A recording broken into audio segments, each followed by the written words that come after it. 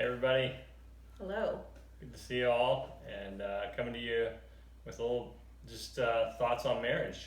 And yeah, I hope you're doing well. We got the chance to, you can see a little bit, we're just hanging out today and cleaned out some of our garage. So worked on a project together and we made it through without any significant conflict. So sometimes we're not that lucky. Um, but yeah, those kinds of things.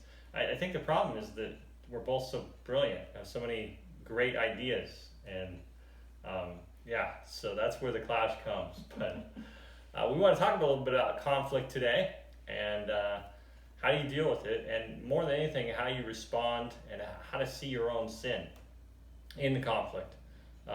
It tends to be easier to see other sin, but I guess just to start with, why is it so hard to see our own sin in a sinful conflict in marriage?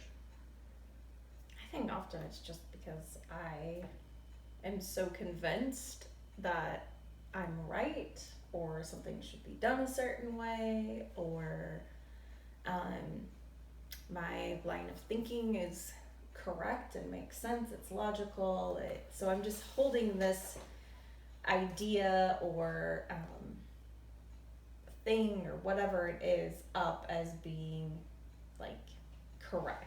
And so, yeah, I think just kind of pride and a self-righteousness there can come from it easily. So if if that's how I'm looking at it, I'm not going to see my part if I'm so convinced that I'm correct and Yeah. that my way is the right way. Yeah, and I think that it's almost a whole complex of pride, right? So pride in I was right about this issue, and then that flows into I was right and justified now in how I went about attacking you in the conflict, right?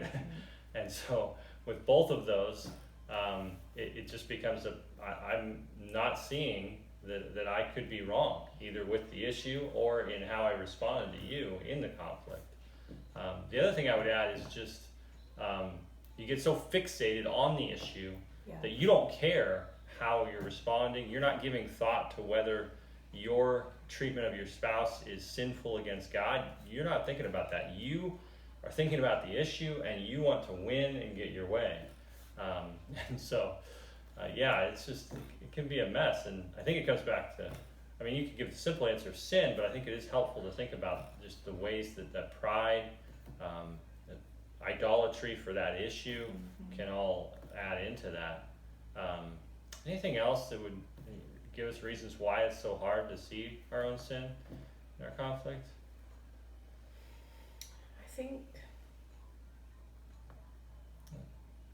yeah, I was trying to think through. I guess, like, when we're making something the ultimate thing, or we're so set in our ways on how we should go about something, or this issue that's at hand, or whatever that is, I think often we lose sight of the other person in general. Like, we do lose sight of our relationship with God, but we also lose sight of that other person as valuable and holding, I don't know. So I think sometimes, like, if we have, like, if we've had past conflict over the same type of thing, maybe there's a trust issue there, maybe there's, so then that makes me, like, confirms in my mind more that I should be right. And so if I'm going in not trusting or not giving the benefit of the doubt, I'm not willing to listen or communicate well, and then I'm convinced again of myself. So then I'm not setting myself up to actually think through, like, where my heart is actually in the matter. So. Yeah. Yeah, the goal moves from being, how can I reflect and honor Christ?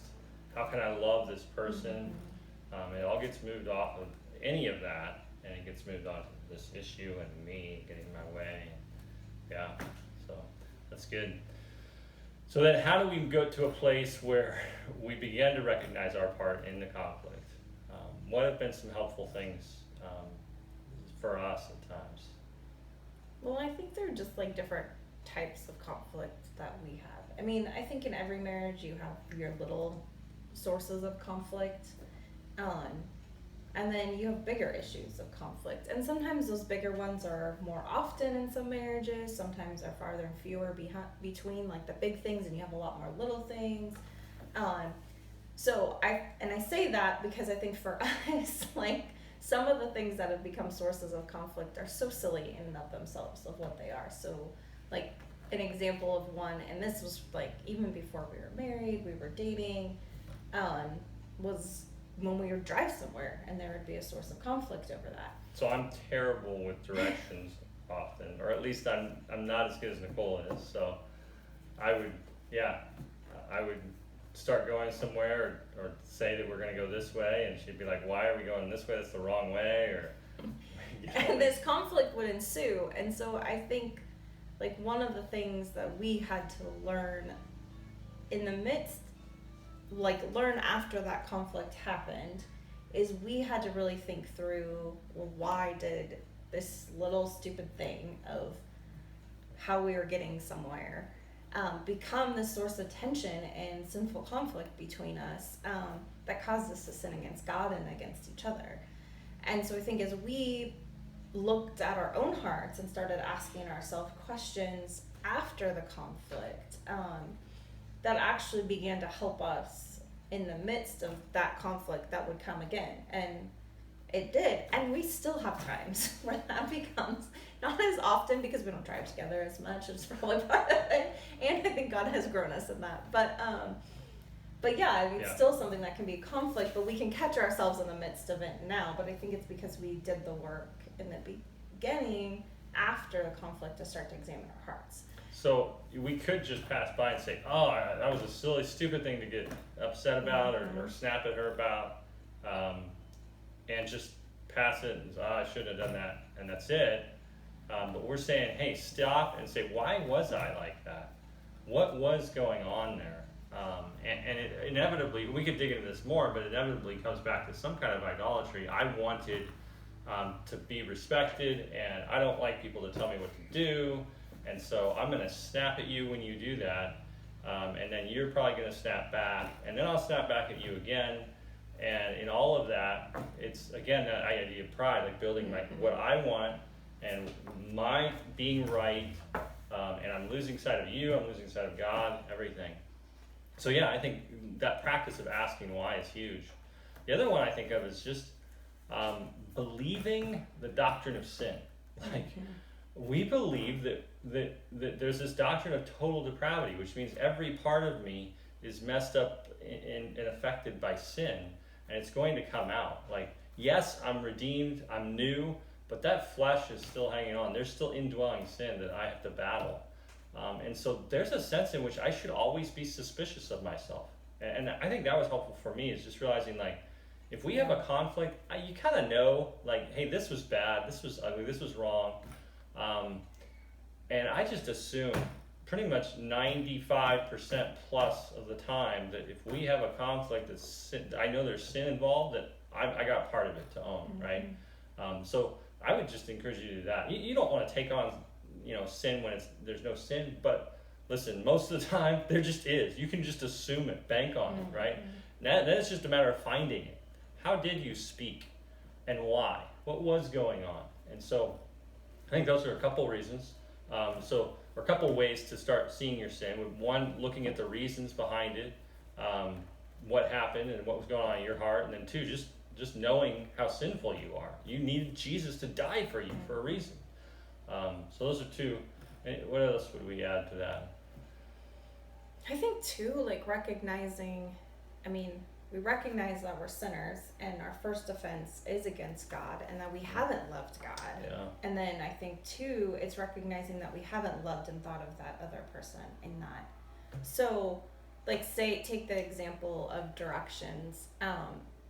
Just because I know where we're going and how to get there doesn't mean the way I go about that is automatically right. I want to love God and by honoring Him in the way I talk and how I say things, and I want to love Him that way too and honor Him. And so I think there's a way that I can communicate that is helpful, and obviously I could still communicate that correctly, and you could snap back, and then I can respond in a very unhelpful way back to that. It's never But if I'm loving you well, that's my goal. So even if you do come back, then I can stop and kind of say, okay, what actually is most loving? Like, do I need to be right in this? Is that actually helpful?